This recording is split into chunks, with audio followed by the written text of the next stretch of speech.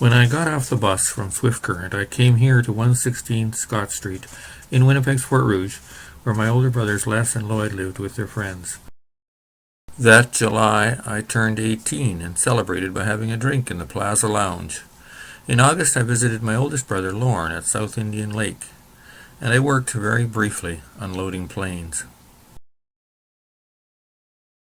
In September, I moved in with Lorne and his friends, living in this Wolseley area duplex at 5 Purcell. And I was hired on at Eaton's downtown department store as a stock clerk. That fall, I decided I needed to live alone and moved into my first apartment at 465 Beresford in South Osborne. We called it the Chateau Beresford, and I was in the corner on the 3rd floor overlooking Osborne. Across the street was Elliot's with a lounge on the Marigold, and for movies, the Park Theatre. The folks came to Winnipeg for Christmas and visited me in my apartment, and then I joined them in a gift exchange and meal at Lloyd's apartment on Wolseley Avenue. This is River Avenue between Scott and Bryce Streets. Lloyd and his friends were living in a big old house here at 366 River, and I moved in with them for the summer of 1975. That was a great time, lots of carousing and card playing and carrying on. But that fall we were evicted and moved around the corner to 109 Bryce Street, where I stayed with Lloyd and Pete until December. My sister Loretta hosted us at her new farm near Engelfelt, Saskatchewan. Our folks were now in Kelowna, BC, and for Xmas 1975 I drove out and was joined by brothers Lorne and Lloyd as we spent time with our young siblings. Continuing on into Vancouver, I settled in a rooming house on Cardero Street. I got a job at Fleck Brothers Industrial Warehouse and bought a motorcycle. With 2 friends, I lived in 2 different houses that spring of 1976, but by midsummer, I was ready to return to Winnipeg. Deciding I needed to straighten out, I enrolled at CMBC where I lived in residence. Les had moved to Toronto and wrote to encourage me in Bible study. I studied hard, or hardly, took the role of yearbook editor as he had done before me, and was further encouraged by letters from Dad and my young siblings, now living in Mexico. By January 1977, I knew I wanted out of CMBC. I had bought a car and was more into working and partying. Lloyd and Pete were living here at 211 Walnut Street, so I moved in with them. A friend from Swift Current wrote of her concerns over my quitting. Seems I still hadn't found myself, so I moved again. Letters from Mexico followed me. I'd taken a small apartment in this old block at 424 River, originally the Victoria Hospital. I felt haunted here, but Les wrote from Toronto with cheery letters. Lloyd spent the summer on land near Elm Creek, and I visited him there. He had gotten me in at Engineered Homes, and we were the 2 forklift drivers in that North End lumberyard. There used to be a little old house here at 284 Notre Dame in St. Boniface. Pete and Dan and I moved in together that fall. Lorne sent news of his wedding, and our family reunited. Les had moved back from Toronto. Back in St. Boniface, we enjoyed life in our little house with the crooked floors, and we frequented the nearby beverage room. That fall, I had a pretty bad motorcycle accident. Driving along Portage Avenue, I was hit by a car and broke both of my wrists. Early 1978, my wrists healed, and I went back to work driving forklift, and moved into a 3rd-floor room in the Royal Albert Arms Hotel in downtown Winnipeg. I was already a regular in the main floor beer parlor anyway. It was a good hangout for live folk, blues, and rock. Lloyd had moved on and wrote from Edmonton. I still drove my old convertible and hung out with Dan and Pete in this old house on Pioneer Avenue.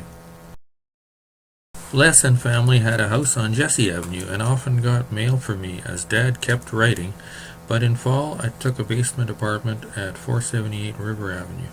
I was now working as a janitor at Westgate Collegiate, and getting letters from college pals. Then I got a call from Loretta on the farm in Saskatchewan, so I moved up to pig farming for the winter. My favorite cousin kept in touch. Lloyd and I had made plans to tour Texas, so we went south in January 1979. We returned in March with caps to prove it.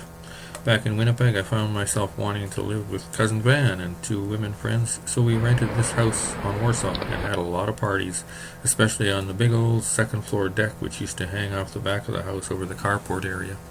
My girlfriend was writing me regularly from Edmonton, and I went out to BC with her, but came back alone to take a bachelor pad around the back of 793 McMillan. I was again driving forklift in a lumberyard at Qualico, but I soon got into construction. Dad kept writing letters to us kids and kept following me wherever I moved. I had no idea the 1980s would be so great. As a cab driver, cash was never a problem when times were good. I liked my little place on McMillan. Lauren wrote from Taiwan, and Lloyd from Saskatoon, and I had to go to the Plaza Lounge to understand the situation at hand. A dear friend sent me postcards from all over. I was just happy to make it to the Winnipeg Folk Festival and hang out with Les and family, grooving to the scene. That summer I moved into 490 Rosedale in the South Osborne area, not far from my old Beresford apartment. 2 women friends had been renting this Rosedale house and wanted me to take over as they left town for work. I was happy to oblige and get mail from them. But I soon realized I didn't need a house by myself, so I moved to a 1-bedroom apartment on Gertrude Avenue. This place was a stone's throw from the back door of the Plaza beverage room. I took a job insulating houses with a couple of fellows I sort of knew from Qualico days. The folks were now in Vernon, and Dad kept in touch. My pal from Engineered Homes days asked me to move in with him in the 2-door apartments on River Avenue. We were good roommates and put on some epic parties. Brother Lauren wrote often. I had a new gal pal and we hit it off. She even wrote when she went home to see her folks. Maybe she didn't know me well yet, but soon would. We did the Folk Fest and made plans to go to Europe together. I was framing houses that summer and saving. We left in October and flew to Amsterdam. We made our way south through Paris to Portugal to Greece, where we spent Xmas and New Year's. We were in Europe until spring, flying back from London in early May. I got my taxi license back and moved in with Les and his family at 932 Jesse Avenue. I had a motorcycle and a little Sunbeam car from my friend who had gone off to work in BC for the summer. She wrote often, but I missed her a lot and was glad to get mail from other people that we had met in our travels. Decided to embrace the cabbie look as per the movie Taxi and shaved my head, then burnt it at Patricia Beach. That fall I went back to U of M in film studies, but quit to go to BC to reclaim my relationship. It didn't really work, but Dad sent his cheery letters. My friend from Rosedale days traveled a lot but always wrote. Lauren visited us on Jesse Avenue.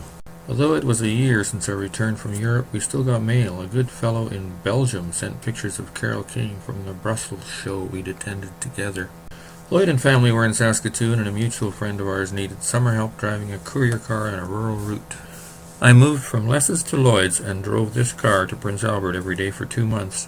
Friends kept finding me, and I returned to Winnipeg in September to party with my crowd.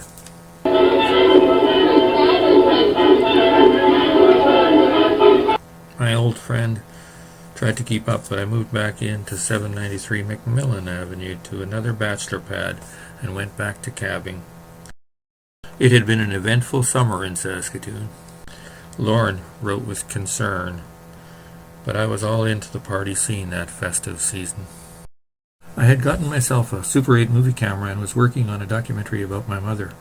Les and I did a scene at her grave on the 20th anniversary of her passing. I also did camera work at Radio and Public Access TV and produced programs, including a couple on taxi driving with Les and other fellow cabbies. My younger sister Anna Marie wrote, as did a good friend from lumberyard days. We'd made films together and he'd moved west. I was still driving car 218 for owner coach and kept up my taxi license.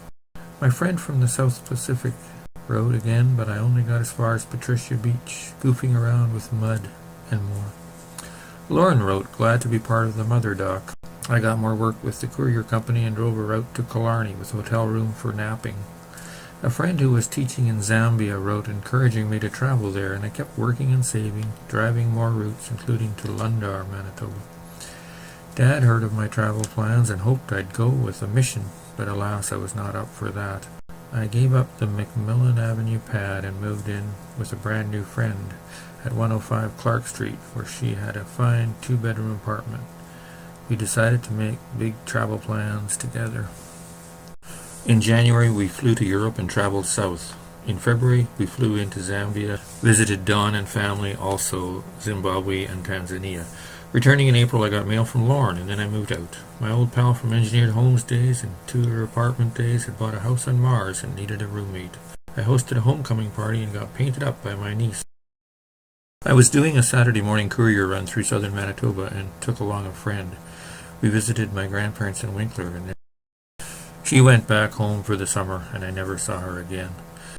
My Clark Street friend had a party, and I posed for the crowd. That fall, I began a permanent contract driving the daily run to Pine Falls as an owner-operator.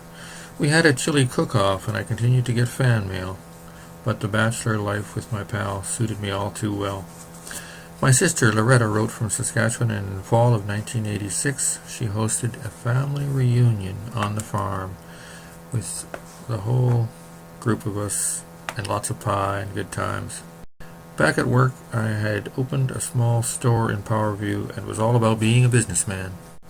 Dad kept writing me, always interested in what this fellow was up to. Well, I had an employee at the Missing Link, so I guess I thought I was going places. Actually, a friend went traveling and left me again to ponder life on Mars. But by December, I was seeing someone special, and we made a real connection at a party that New Year's Eve.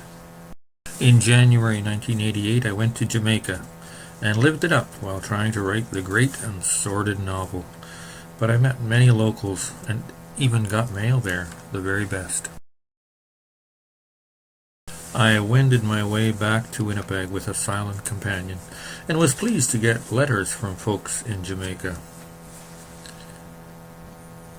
Summertime living was easy on Mars, and I got a new van for a city courier run. We went south to a family reunion, and I made a video of the festivities. My now best friend spent time with me on Mars, and my landlord/pal Bob wrote to keep tabs on my upkeep of his home.